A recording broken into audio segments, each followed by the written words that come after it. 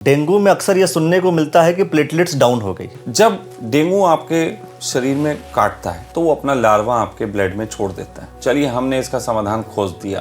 Correct. हमने 1 घंटे में थेरेपी देनी, फिर घर भेज देना है, अगले दिन फिर ले लो और फिर अगले दिन फिर ले लो। अगर डेंगू से ग्रसित हुआ हो और उसके शरीर में दर्द हो, वीकनेस हो, तो फिर क्या करना पड़ेगा? फिर आपकी थेरेपी कितना कारगर साबित हो सकती है? जब आप घर की रेमेडी से ठीक होंगे तो दवाइयों पे विश्वास घटेगा और आपका खुद पे और हमारी सनातन संस्कृति पे विश्वास बढ़ेगा। सनातन संस्कृति का मतलब, मेरा प्लीज कोई हिंदू या मुसलमान मत लीजिएगा। सनातन संस्कृति का मतलब है ये शरीर बहुत पुराना है, परमात्मा ने इसकी जो व्यवस्था रची वो बहुत पुरानी रची, तो और वही पुरानी पेड़ों में व्यवस्था है, वही सब चीजें हैं। तो जितना हम नेचर से जुड़ते हैं उतना ही हम अच्छे रहते हैं। प्रकृति से जुड़े रहे तो ज्यादा बिल्कुल।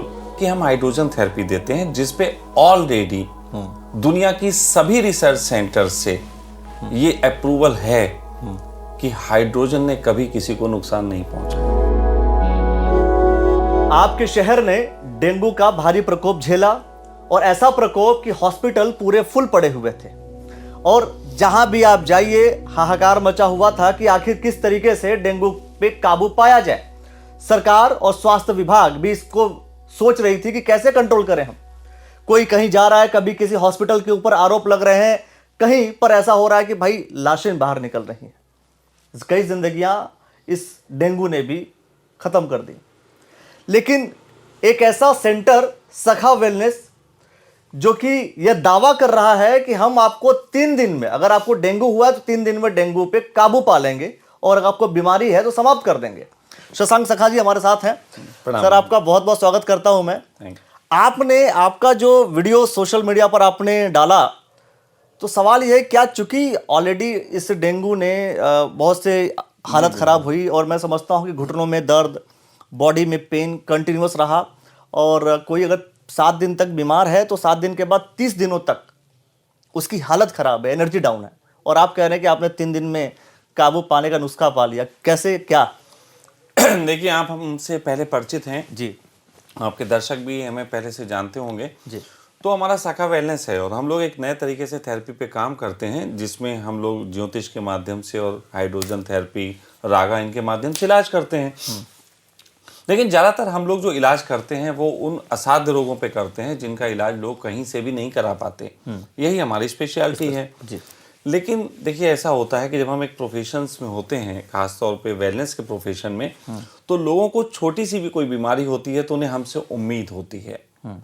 तो कुछ ऐसा ही हुआ कि सखा वेलनेस पे कुछ ऐसा हुआ कि क्योंकि हम लोग डेंगू को मार्क ही नहीं करते थे, हम लोग सोचते थे डेंगू के लिए बहुत लोग काम कर रहे हैं तो हमें मार्क करने की जरूरत ही नहीं है, ऑलरेडी बहुत काम कर रहे हैं, हर तरीके से लोग कर रहे हैं। तो जब हमसे ये बात आई कि आप डेंगू पे काम करिए, तो मेरे सामने इत्तेफाक से मेरे रिलेटिव्स में, मेरे फ्रेंड सर्कल में ही कुछ केसेस सामने बिल्कुल आ गए और उन्होंने मेरी लाइफ पे भी असर डाला। जैसे कि फॉर एग्जांपल कि मेरे एक मित्र ही आए हुए थे मुझसे मिलने, मेरे साथ 1 हफ्ते के लिए रहने, क्लोज फ्रेंड थे। लेकिन हुआ ये कि हर आधे घंटे में उनके घर से फ़ोन आ रहा था कि उनकी बेटी बीमार, उसको डेंगू, और उन्हें 1 हफ्ते के बजाय 2 दिन में वापस जाना पड़ा। यहाँ तक कि उनकी वापस जाने के लिए टिकट्स नहीं हुए और वहाँ उस शहर में फ़्लाइट्स हैं नहीं और उस शहर में कोई मतलब इवन की टैक्सी नहीं मिल रही थी और उन्हें बहुत तेज जाना था। तो मैंने खुद 9 घंटे की ड्राइव करके उन्हें उस शहर तक पहुँचाया। लेकिन इस बीच मुझे ये समझ में आ गया कि ये एक ऐसी समस्या है, इसका इलाज ढूंढना पड़ेगा, कि इसका इलाज ढूंढना पड़ेगा।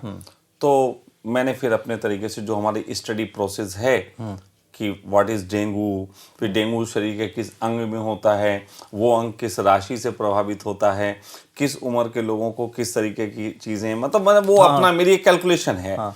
तो हमने उसको समझा और हमने जाते वक्त एक मशीन जो जिसको हाइड्रोजन मशीन हम बोलते हैं वो हमने गाड़ी में डाल ली थी और मैं उनको छोड़ने गया और रास्ते में मैंने उनको कहा कि क्या आप मुझ पे विश्वास करेंगे कि अपनी बेटी को दवाई ना दे के आप मेरी थेरेपी लें, क्योंकि हमारी थेरेपी की पहली शर्त होती है कि कोई दवाई नहीं लेंगे। अब देखिए, ये एक बड़ी बात है। तो उन्हें मैंने रास्ते में कन्वेंस किया। सच बताएं तो वो दोस्त होने के बाद कन्वेंस नहीं थे, क्योंकि बच्चे की बात थी तो कन्वेंस नहीं हो रहे थे, लोग नहीं होते, रिस्क नहीं, बिल्कुल रिस्क नहीं लेना चाहते। तो वो कन्विंस नहीं हो रहे थे, लेकिन मैंने अपने लॉजिकली तरीके से उनको, फ्रेंड भी थे और लॉजिकली तरीके से मैंने उनको कन्विंस किया। और फाइनली उन्होंने कहा कि ठीक है, हम अपने बच्चे को ये थेरेपी देंगे। और हमने कहा तुरंत देंगे, मतलब घर पहुंचेंगे तो हम सबसे पहले थेरेपी देंगे। और हमने वही किया। तो जब उनकी बेटी आई तो उसको लाने में बहुत तकलीफ हो गई, क्योंकि वो मतलब मेरे खुद के घर में ही वो मशीन थी, और फिर वो अपने घर से बेटी को लाए तो लाने में बहुत तकलीफ हो गई। बेटी आ नहीं पा रही थी, जैसे अब एक तो जवान बेटी, तो दिक्कत हुई। लेकिन उस थेरेपी के बाद वो थोड़ी नींद में चली गई। 1 घंटे की थेरेपी, फिर 1 घंटे की नींद, और 2 घंटे बाद जब उठी तो वो अपने पैरों पे अपने घर गई। सिर्फ 2 घंटे में? सिर्फ 2 घंटे। 2 घंटा नहीं, 1 घंटा कहेंगे। 2 घंटा 1 घंटे की नींद आ गई, 1 घंटे की नींद भी, बस 1 घंटे की नींद प्लस कर दीजिए, तो हम डिस्टर्ब नहीं करते। फिर उसके बाद हमने उसको 3 थेरेपी दी, टोटल 3 थेरेपी। नेक्स्ट डे फिर नेक्स्ट, इस तरीके से 3 थेरेपी दी। और 3 थेरेपी में इज ए कंप्लीट फिट। और फिर उनको देख के उनके और भी 1-2 जानने वाले नोन आ गए, तो हमने उन पे भी, देखिए सीधी सी बात है, किसी भी मेडिकल प्रोसीजर में आपको लोग चाहिए होते हैं जो उस पर रिसर्च आपको करने दें। और मुझे वो रिसर्च के लिए वहीं पे लोग मिल गए। तो जैसे ऐसे रिसर्च, चूंकि मैं अब दूसरा पर्सपेक्टिव में सवाल कर रहा हूँ, चूंकि ये ह्यूमन रिसर्च हो गया ना भाई, किसी इंसान के ऊपर आप रिसर्च कर रहे हैं एक तरीके से, तो क्या उनसे कंसेंट कोई भरवाते हैं कि हाँ भाई? देखिए मैं आपको एक चीज, क्योंकि नॉर्मल किसी भी रिसर्च में ये कंसेंट लिया जाता है कि अगर आपके साथ कुछ होता है तो दैट विल बी, मतलब वो मेरी रिस्पॉन्सिबिलिटी होगी। मेरी बात थोड़ी सी आप यहाँ सुने। पहली बात तो ये है कि किसी भी व्यक्ति से हम तब रिसर्च करा रहे हैं, मतलब साइन कराएं इस केस में, जब हम उसके शरीर में कोई पदार्थ हम उसको खिला रहे हैं, किसी भी तरीके की मेडिसिन, किसी भी तरीके की जड़ी बूटी, किसी भी तरीके की चीज हम उसको खिला रहे हों, ठीक, तो वो हम करते नहीं। दूसरी चीज है कि किसी भी व्यक्ति को हम चीरफाड़ नहीं कर रहे। ठीक है, हमारा सिंपल कंसेप्ट है कि आप रागा लीजिए, तो रागा अगर कोई कहे तो एक सुनने की चीज है, वो आपको क्या नुकसान, मतलब नुकसान क्या पहुंचा देगी, आप थोड़ा सोच के देख लो। खैर चलिए, तो वो रागाओं की हमारी बात थी। और रही बात यह कि हम हाइड्रोजन थेरेपी देते हैं, जिसपे ऑलरेडी दुनिया की सभी रिसर्च सेंटर से ये अप्रूवल है कि हाइड्रोजन ने कभी किसी को नुकसान नहीं पहुंचाया। लेकिन एक सवाल जो मैं समझता हूँ दर्शक भी कहीं ना कहीं इस पर विचार करेंगे जी। डेंगू में अक्सर ये सुनने को मिलता है कि प्लेटलेट्स डाउन हो गई जी। और भाई ब्लड अगर कम हो जाता है, प्लेटलेट्स डाउन हो जाती है, तो ऐसे कंडीशन में जब तक आप प्लेटलेट्स उसके बॉडी में नहीं ट्रांसफर करेंगे, क्योंकि कई बार होता है कि भाई खून की ज़रूरत पड़ गई, लोग जा रहे हैं ब्लड बैंक, दोस्तों को फ़ोन करते हैं कि भाई मुझे खून दो सो दैट हमारी बॉडी रिकवर कर सके, आप ऐसा कोई चीज़ उसके बॉडी में डाल नहीं रहे। देखिए मेरी तो फिर वो वाली जो रिक्वायरमेंट है प्लेटलेट्स की, वो कैसे पूरी? हाँ, देखिए पहली बात ये है कि डेंगू का मच्छर जब व्यक्ति को काटता है, दिस इज माई रिसर्च। हाँ, मतलब अब ये मेरी अपनी रिसर्च है। हाँ। और प्लीज अगर आपको किसी को इस पर रिसर्च पे शक हो तो आप लोग खुद स्टडी करिए। ठीक होगी बात। मैं तो कहता हूँ सब स्टडी करें, मेरे अलावा भी सीखें, क्योंकि जितनी स्टडी करेंगे आपका ज्ञान बढ़ेगा। देखिए, और ज्ञान बढ़ेगा तो कहीं ना कहीं बिल्कुल आपके थेरेपी पे बिलीफ सिस्टम बढ़ेगा होगा। जब डेंगू आपके शरीर में काटता है तो डेंगू मच्छर, तो वो अपना लार्वा आपके ब्लड में छोड़ देता है। बिल्कुल, वो लार्वा आपके खून को कुछ इस तरीके से गाढ़ा करता है जैसे लिक्विड को जेल बनाना। और वो जेल के जो छोटे छोटे पॉइंट्स होते हैं, उनमें एक तरीके के आपके प्लेटलेट्स कैद हो जाते हैं। प्लेटलेट्स कम नहीं होते हैं, प्लेटलेट्स कैद होते हैं। और वो आपकी जो लैब्स हैं, जब उनमें टेस्ट होता है, तो आप सोचिए किसी लिक्विड का टेस्ट हो और किसी जेल का टेस्ट हो, और लिक्विड की रिसर्च के आधार पे जेल का टेस्ट हो, तो उसमें वो क्वांटिटी वो कम आ जाएगी। इसीलिए कहा जाता है कि आप अपने शरीर में कुछ लिक्विड दीजिए, कुछ पानी पीजिए, जूसेस पीजिए, और आप ठीक हो जाएंगे। तो होता क्या है, मैं आपको बहुत एक होम रेमेडी बताता हूँ। अब प्रॉब्लम क्या है? प्रॉब्लम मनुष्य की ये है कि वो फास्ट रिलीफ चाहता है। करेक्ट।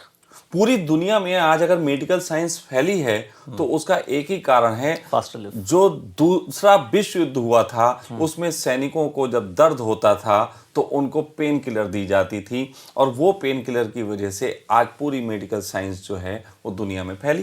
करेक्ट। पेन किलर से फैली ना, फास्ट रिलीफ, पेन किलर को फास्ट रिलीफ मानते हैं, जबकि ये प्रूफ हो गया है कि पेन किलर अब दिक्कत देती है। बिल्कुल। ठीक है। तो क्या है, मैं आपको एक होम रेमेडी बताता हूँ, बहुत इजी है, जो लोग घर पे कर लेंगे। बिल्कुल घर पे कर सकते हैं, हर मित्र कर सकते हैं। टाइम टेकिंग है, इससे आपके घुटनों का दर्द भी दूर हो जाएगा, इससे बॉडी के सब पेन दूर हो जाएंगे। प्लेटलेट्स आपकी अगर 40,000 आ गई है और आप इसको करते हैं तो 1 हफ्ते में 2.5 लाख पहुंच जाएगी। करके देखो, हमारे ऐसे मित्र हैं जिनकी पहुंची है। अब मुझे लगता है बता दीजिए। बहुत आसान है। आप अपने किचन में जाइए, मसाले का डिब्बा निकालिए, उसमें से मिर्चें लाल अलग कर दीजिए। ठीक है। ठीक है। उसके बाद आप 4 मसाले 6 मसाले, आप दालचीनी, आप इलायची, आप सौंफ, आप जीरा, आप हल्दी, कुछ भी डाल के आप बस एक पानी में गुड़ के साथ बाकी चीज़ों को अपनी अपने हिसाब से मात्रा डालिए, उसको खौलाइए, काढ़ा बनाइए, दिन में 3 बार पीजिए। और ये इससे क्या होगा, इससे प्लेटलेट्स मेंटेन हो जाएगी। पूरा डेंगू आपको सब चीज़ें दूर कर देगा, डेंगू सब खत्म हो जाएगा इससे। विश्वास ये करना है कि 3-4 दिन तक कम से कम करना है, उसके बाद आप बिल्कुल ठीक और घुटने का दर्द वगैरह सब दूर हो जाएगा। आप बहुत ज़्यादा बेटर फील करेंगे पहले से। क्योंकि क्या है, हम जितनी ये औषधियाँ हैं, देखिए हमारा किचन औषधि का एक भंडार है। बिल्कुल। तो जब आप ये लेते हैं तो आप अपने शरीर में एक हेल्दी डाइट भेज रहे हैं। अब दालचीनी, आपकी इलायची, आपकी काली मिर्च, आपका लौंग, ये इतनी पावरफुल हैं कि एनर्जी के रूप में ये आपके खून में दौड़ती हैं तेजी से, और आपका खून तेजी से जो सर्कुलेट होता है तो वो जेल जो है फट के फिर से जो है उसका रूप ले लेता है। तो सिर्फ टेस्टिंग में ही तो आपको वो सब आता है कि टेस्टिंग में प्लेटलेट्स इतने, सही बात तो ये वो जेल बन रहे हैं, जेल बन गया, और वो जेल बन के आपकी बॉडी को एक तरीके से नुकसान पहुंचा रहे हैं। फाइनली आपका शरीर हल्का खून का दौरान सब होने लगता है, तो आपकी घबराहट बढ़ने लगती है, आपको वॉमिटिंग आने लगती है, ये सब चीजें होने लगती हैं। तो बात ये, होम रेमेडी तो मैंने आपको दे दी, लेकिन अब होम रेमेडी पे विश्वास नहीं होता लोगों को। कहीं ना कहीं जहां कुछ खर्चा करना पड़ रहा हो वहीं विश्वास होता है। तो फिर देखिए, हमारी अभी तक की पैथी में एक प्रॉब्लम थी, क्योंकि हम जो लोगों का इलाज करते हैं उनकी हमें 2 दिन तक रिसर्च करनी पड़ती। लेकिन डेंगू के केस में हमारे साथ एक सामना था कि 2 दिन का वक्त भी आदमी को नहीं चाहिए, आदमी को तुरंत रिलीफ देना है। और डेंगू में हमने वो सफलता पाली। आपने अभी शुरू में बात कही थी कि अस्पताल भरे हुए थे और लोगों को जगह नहीं मिल रही थी और परेशानी। भरे क्यों थे? ये बेड इसलिए भरा हुआ है कि पूरे 24 घंटे तक यहाँ एक ही आदमी लेटेगा। चलिए, हमने इसका समाधान खोज दिया। करेक्ट। हमने 1 घंटे में थेरेपी देनी, फिर घर भेज देना है, अगले दिन फिर ले लो और फिर अगले दिन फिर ले लो। तो बेड भरा हुआ नहीं मिलेगा आपको? बेड भरा हुआ नहीं मिलेगा, यानी कि एक बेड पे एक दिन में 24 लोग इलाज ले सकते हैं, आपके अस्पताल खाली हो जाएंगे। मतलब अस्पताल खाली करने का भी तरीका हमने निकाल दिया, तरीका आपने बता दिया। अच्छा, एक सवाल, मतलब डेंगू को लेकर के मैं इसलिए सवाल कर रहा हूँ क्योंकि मैंने सच में बहुत ही करीब से इन सब चीजों को देखा हमने भी देखा है और सबने देखा है, सबने इस चीज को देखा है। और स्वास्थ्य विभाग भी कहीं ना कहीं इस पर सोच रहा था कि हम क्या करें क्या ना करें, चिंता का विषय था। एक सवाल ये कि अगर कोई व्यक्ति, चूंकि अब डेंगू थोड़ा सा कम हो रहा है जी, अगर डेंगू से ग्रसित हुआ हो और उसके शरीर में दर्द हो, वीकनेस हो, तो फिर क्या करना पड़ेगा? फिर आपकी थेरेपी कितना कारगर साबित हो सकती है? अगर किसी व्यक्ति को डेंगू हुआ है और उसके शरीर में वो पेन बाकी है, तो मैं समझता हूं कि ज्यादा से ज्यादा 1 हफ्ते में 1 घंटे की थेरेपी 1 हफ्ते तक वो लेके उसको दूर भगा सकता है। और मैं उससे कह रहा हूं, थेरेपी के लिए परेशान ना हो। डेंगू से आप मुक्त हो गए हैं, शरीर में पेन है, आप सबसे ज्यादा उस काढ़े का उपयोग करिए जो मैं आपको बता रहा हूं। आपके घर में है, हमें पैसा नहीं चाहिए, आपके घर में है, आप वो काढ़ा पीजिए, उससे ठीक होइए। आप महसूस करेंगे, लोगों को बताएंगे कि कितना फायदा हुआ। आपके घर में रेमेडी है। और दूसरी बात कह रहा हूं, जब आप घर की रेमेडी से ठीक होंगे तो दवाइयों पे विश्वास घटेगा और आपका खुद पे और हमारी सनातन संस्कृति पे विश्वास बढ़ेगा। उसी एक साथ 2 काम कर रहा हूं। दो काम हो रहा है। हाँ, मतलब आप सनातन संस्कृति से भी जोड़ रहे हैं। और सनातन क्या है? सनातन संस्कृति का मतलब, मेरा प्लीज कोई हिंदू या मुसलमान मत लीजिएगा। सनातन संस्कृति का मतलब है ये शरीर बहुत पुराना है, परमात्मा ने इसकी जो व्यवस्था रची वो बहुत पुरानी रची, तो और वही पुरानी पेड़ों में व्यवस्था है, वही सब चीजें हैं। तो जितना हम नेचर से जुड़ते हैं उतना ही हम अच्छे रहते हैं। प्रकृति से जुड़े रहे तो ज्यादा बिल्कुल। आप सुबह उठ के पार्क में घूमने जाते हैं, प्रकृति से ही तो जुड़ रहे हैं।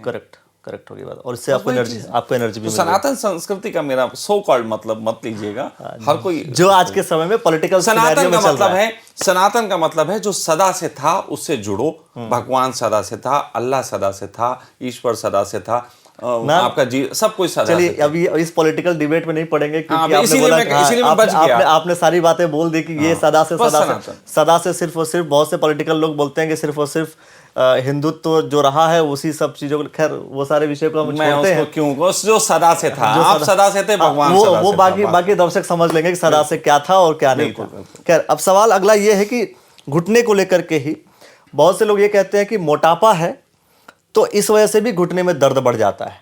तो क्या ऐसा भी कोई रेमेडीज या ऐसा भी कोई व्यवस्था जिससे कि हम मोटापे को कम कर सकें, जिससे कि बाकी जो शरीर की तकलीफें हैं वो दूर हो जाए? देखो, मोटापे से घुटने का दर्द बढ़ जाता है, ऐसा लोग बोलते हैं। मतलब ये बात इस तरीके से ठीक है कि जाहिर सी बात है, आपकी बॉडी एक बिल्डिंग है, और उस बिल्डिंग में आपका लोड पड़ेगा तो प्रॉब्लम बढ़ेगी जी। लेकिन घुटने की समस्या का लेना देना सीधे सीधे आपकी एसिडिक प्रॉब्लम से है। जितना आपकी बॉडी एसिडिक होगी उतना ज़्यादा आप इससे ग्रसित होंगे, तो उसके लिए अलग ट्रीटमेंट है। लेकिन मोटापा अपने आप में खुद में एक बीमारी है। मोटापा खुद में एक बीमारी है, मोटापा से बीमारी नहीं होती है, मोटापा ही बीमारी है। करेक्ट। और मोटापा जो है वो आता है आपके एक तरीके से थोड़ी सी बेहोशी के कारण। जब आप बेहोशी में अत्यधिक भोजन लेने लगते हैं, जरूरत से ज्यादा आप खाने लगते हैं, आपको पता नहीं आपको क्या खाना है, बस खाना है। मतलब हालत ये है, क्यों खा रहे हैं भी नहीं पता, क्यों नहीं खा, हाँ वो भी नहीं पता, बस खाना है। हाँ। तो भूख से पहले आप खा रहे हैं। पहली बात तो ये बीमारी है कि आपको भूख लगी नहीं है, आप घड़ी देख के खा रहे हैं। घड़ी भी एक बीमारी। नहीं, समय पे खाना खा रहे हैं तो बीमारी है कोई? समय पे खाना नहीं खाना चाहिए, भूख लगे तो समय है। अच्छा, भूख लगे तो खाना खाना चाहिए। जैसे मान लीजिए बहुत से लोग हैं फिक्स कर लेते हैं कि भाई 10 बजे ब्रेकफास्ट करना है, 2 बजे लंच करना है, फिर रात को 9 बजे डिनर करना है, तो क्या ये सिस्टम भी ना बनाए? देखिए, हु कैन डिसाइडेड कि हमें भूख लगी है? हमारी बॉडी डिसाइड करेगी कि बाहर का कोई टाइम डिसाइड करेगा? डिसाइड तो बॉडी करनी चाहिए। तो बस बॉडी की सुनो। जब अलार्म घड़ी आपके अंदर है तो इसी वजह से लोग भूल जाते हैं। अगर आप टाइम डिसाइड नहीं करेंगे तो लोग भूल जाते हैं, कहते हैं फिर कभी भी जो भी मिल रहा खाते रहो। फिर देखिए, यही गलत तो फिर वो कैसे मैनेज होगा फिर दोनों? मैंने सिंपल सी बात है, आपको नींद लगती है तब आप सोते हैं, भूख लगती है तब आप खाते हैं, आपको जब फ्रेश होना है तब आप जाते हैं। तो बात ऐसी है, शरीर के अंदर खुद अलार्म सिस्टम है। कृपया करके शरीर के अलार्म सिस्टम को हटा के अपना अलार्म सिस्टम ना फिट करें। शरीर की सुने। Correct. Listen to body and fit always. Correct. तो ऐसा है। तो ये क्या ऐसा कोई थेरेपी, जो मैं कह रहा हूँ, ऐसा कोई इलाज है, मतलब सिर्फ शरीर की सुने ऐसा समाधान है, या फिर जैसे मान लीजिए कोई मोटा है ना, और उसकी अब इश्यूज हो रहे हैं, उसकी वजह से दिक्कतें हो रही हैं, तो क्या आपके पास उसका कोई प्रॉपर इलाज है? अभी अमेरिका में एक जल्दी ही एक इंजेक्शन आया है जी। मैं उसका नाम आपको प्लीज इस समय नहीं बता सकता, लेकिन आपको कर दूंगा, आप अपने दर्शकों को बता सकते हैं, मैं उसका नाम आपको बता दूंगा। तो वो एक इंजेक्शन है, उसकी कीमत अमेरिका में लगभग 82,000 रुपए है, और वो 900 कुछ डॉलर का है, तो 82,000 रुपए लगभग बैठता है। तो वहां पे हफ्ते में एक बार वो इंजेक्शन लेना पड़ता है और आप मोटापे से मुक्ति पा सकते हैं। और वहां वो इंजेक्शन इस समय ब्लैक में चल रहा है, शॉर्टेज हो गई है, लेकिन लोग उसको ले रहे हैं। वो इंजेक्शन क्या करता है? रिसर्च के अनुसार वो इंजेक्शन सिर्फ इतना काम करता है कि आपके खाने के कंट्रोलिंग सिस्टम को अच्छा करता है। जब आप उसे लगा लेते हैं, तब जब आप खाते हैं, ऐसा नहीं है कि आप खा नहीं रहे, ऐसा नहीं है कि आपने खाना छोड़ दिया, जब वो आपने लगाया होता है तो कुछ ऐसा वो बॉडी में करता है कि आपकी बॉडी पेट भरने पे कह देती है, नहीं भाई अब कितना भी अच्छा है हम नहीं खाएंगे, और इससे धीरे धीरे आपकी बॉडी जो है सेट होने लगती है। लेकिन एक हफ्ते में एक लेना पड़ता है, अगर नहीं लेंगे तो आपका अलार्म सिस्टम फिर गड़बड़ा जाएगा। मतलब महीने में अगर आप जोड़ें 3,32,000 रुपये, बिल्कुल, और इतना लोग दे रहे हैं 3 लाख रुपये। और मैं इसका बहुत सरल उपाय बताता हूँ। देखिए, ये सब अवेकिंग प्रोसेस है, अवेकनेस। मैं आपको आज एक नई बात बताता हूँ, चलिए, आपको ये बात बताते नहीं है लोग, मैं आपको बताता हूँ। ज़्यादातर अभी लोग ऐसा करने लगे हैं कि आयुर्वेद या कुछ नेचुरोपैथी में कुछ लोग ऐसा प्रचार करने लगे हैं कि उबला हुआ भोजन नहीं खाना चाहिए, उबला हुआ भोजन खतरनाक होता है। ये झूठा प्रचार है। उबला हुआ वो लोग नट्स खाने की सलाह दे रहे हैं, वो लोगों को फ्रूट्स खाने की सलाह दे रहे हैं। सही बात तो ये है कि बॉडी के लिए जब आप उबला हुआ भोजन देते हैं तो उबले हुए भोजन में कुछ ऐसे तत्व बनते हैं जिससे आपकी बॉडी को सबसे पहले ज़्यादा मात्रा में आपको ग्लूकोज मिलता है। बॉडी को सबसे ज़्यादा ग्लूकोज की ज़रूरत होती है। जैसे ही आपका भोजन अंदर जाता है पूरी बॉडी की शक्ति ग्लूकोज उसमें से खींचने लगती है कि मुझे ये दो, मुझे ये चाहिए, देन आफ्टर हम सब काम करेंगे। तो जब आप केवल चने खा रहे हैं, केवल बिना उबला हुआ खा रहे हैं, तो उसमें से उसको नहीं मिलता ज़्यादा। अब हम लोगों को एक देखिए धारणा, देखिए आप कितनी गजब की, लोगों ने चने खा लिए या उबला हुआ मान लो नहीं, फ्रूट्स खा लिए, है ना, उबला हुआ नहीं खाया, नट्स खा लिए, और फिर वो कहते हैं दिस इज सेल्फ डाइजेस्ट, ये 2 घंटे बाद स्वतः पच जाता है और दोबारा भूख लगती है। असल में दोबारा भूख तुम्हें इसलिए नहीं लगती कि वो पच गया, दोबारा भूख इसलिए लगती है कि उसमें से ग्लूकोज कम मिलता है, तो मशीन अंदर की कहती है और भेजो, मुझे और ग्लूकोज चाहिए। करेक्ट। और तुम एक भ्रम में पड़े होते हो। जैसे हम उपवास रखते हैं तो उपवास के वक्त होता यह है कि हम उपवास रखते हैं तो हम उस दिन भोजन संतुलित खाते हैं। करेक्ट। तो उपवास का फायदा ये नहीं है कि आप रोज उपवास रखो, रोज वही पैटर्न बनाओ। उपवास का ये है कि हमने 1 हफ्ते या 9 दिन दुर्गा माता का रख लिया या किसी का रख लिया, या मान लीजिए रोजे रख लिए किसी ने 40 दिन के, और देन आफ्टर हमें अपने बॉडी पे कंट्रोलिंग सिस्टम बढ़ गया, और उस कंट्रोलिंग सिस्टम के बाद फिर हम उस भोजन को भी कंट्रोल से खाते हैं जो भोजन हम जनरली लेते हैं। कोई भी भोजन लगातार अगर आप खाने में ले रहे हैं, लगातार ले रहे हैं, तो उससे नुकसान पैदा हो जाते हैं। ये रिसर्च है, ये मैं नहीं कह रहा, रिसर्च बोल रही है, लेकिन ये रिसर्च हम तक पहुंचाई नहीं जा रही। तो मैं आपको वो चीजें पहुंचा रहा हूं जो रिसर्च में है और देनी चाहिए। और ये कहीं ना कहीं अब मैं आपको बताता हूं अवेकिंग सिस्टम। हमारी थेरेपी के माध्यम से, रागा के माध्यम से हम लोगों में अवेकिंग सिस्टम भी पैदा करते हैं। ये अवेकिंग सिस्टम डेवलप हो जाता है या ऑटोमेटिक, या मतलब इसको कुछ अलग थेरेपी देने की आवश्यकता नहीं, आपकी जो थेरेपी चल रही है ये बिल्कुल नहीं। अगर हम उस थेरेपी में कुछ रागाओं का प्रयोग कर दें, हमें लगे कि एक व्यक्ति मोटा है, इसको पतला होना है, और 80,000 रुपए के इंजेक्शन जो काम करता है वो हम काम करना चाहें, तो हम उसको सिर्फ 21 दिन की एक थेरेपी ऐसी दे सकते हैं, लेकिन सिर्फ मोटापे के लिए देंगे। अगर उसमें बहुत सारी और शरीर में प्रॉब्लम्स हैं तो ये थेरेपी की टाइमिंग बढ़ सकती है।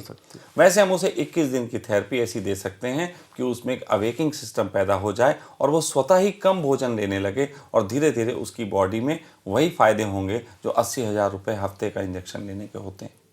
और एक बार ये अलार्मिंग सिस्टम लगेगा तो मेरे अभी तक जो रिसर्च के अनुसार है कि 1 साल तक तो फिर आप थेरेपी नहीं लोगे तब भी काम करेगा। और अगर आप चाहते हो कि ये हमेशा काम करता रहे तो बीच बीच में आपको थेरेपी नहीं लेनी, बीच बीच में हमारे बताए हुए रागाज या जो हम लोग थोड़ा और भी बताएं उनको पालन करें। वो आपकी स्टडी से बताएंगे कि आप क्या क्या पालन करोगे और उससे आप बेहतर चलते रहोगे। और अगर वो पालन करते हैं तो निश्चित तो सही चलेंगे। देखिए हमारी सब चीज़ें हैं, हमारी चीज़ पालन पे है। जिसे हम बच्चे को पालते हैं तब वो बड़ा होता है, वहीं से पालन आया और कि हमने आपको कुछ दिया, आप उसे पाल रहे हो तो उसके रिजल्ट्स दिखेंगे। रिजल्ट्स का मतलब होता है जो किया उसका परिणाम। तो बच्चे को पाला तब वो बड़ा हुआ, आपने पालन किया उसके रिजल्ट्स आएंगे। अब पालन नहीं करोगे और कहोगे रिजल्ट्स आए, तो ये तो आप बिल्कुल वही बात कर रहे हो कि लिख के नहीं आओगे और पास हो जाओगे। करेक्ट होगी बात, यानी कुल मिला करके आपको आज्ञा का पालन करना पड़ेगा। जब आज्ञा नहीं दे रहे हैं, आज्ञा मतलब मैं कह रहा हूं सुझाव देते हैं, आपका सुझाव है, लेकिन मैं कह रहा हूं कि भाई गुरु अगर आपको आज्ञा दे, कोई बात कहे तो उसका पालन कर लो, आपके हित में ही होगा। गुरु तो निवेदन करता है, गुरु आज्ञा भी नहीं देता। कभी कभी शिष्य को आज्ञा भी देता है ना कि ये काम वो उस कंडीशन पे देता है जब शिष्य पूरा समर्पित हो गया हो। और ये युग ऐसा है, यहाँ पूरा समर्पित लोग नहीं मिलते। तो ऐसा कोई सिस्टम आप डेवलप कर रहे हैं जहां पर पूरा मतलब पूर्ण रूप से समर्पित व्यक्ति आपके साथ जुड़ सके? नहीं, मैं सिस्टम नहीं है ऐसा, लेकिन हम एक एक जगह का निर्माण कर रहे हैं जहां आध्यात्मिक लोग भी होंगे, सन्यासी, और इनकी जर्नी भी होगी, और इसी के साथ साथ लोगों को स्वास्थ्य पे भी काम होगा। तो एक ऐसा जगह का निर्माण चल रहा है, और वो शायद 2-3 महीने में हम आपके सामने रख देंगे। तो उस जगह पे एक तरफ स्पिरिचुअल जर्नी करने के लिए लोग भी साधनाएं करते होंगे, और उसी के बीच बीमार लोग भी होंगे जिनका इलाज होता होगा, और दोनों वहाँ मित्रवत रहेंगे और अध्यात्म भी सीखेंगे, और आध्यात्मिक लोगों का इलाज भी सीखेंगे। तो धीरे धीरे फिर ये जल्दी से मामला बढ़ सकता है।